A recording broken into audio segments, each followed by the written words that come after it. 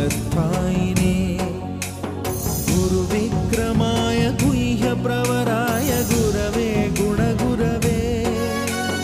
गुरुदैत्यकलक्षेत्रे गुरुधर्मसदाराध्याय गुरुपुत्रपरित्रात्रे गुरुपाखण्डखण्डकाय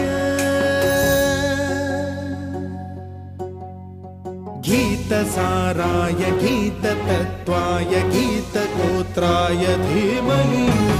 गूढगुल्फाय गन्धमत्ताय गोजयप्रदाय धीमहि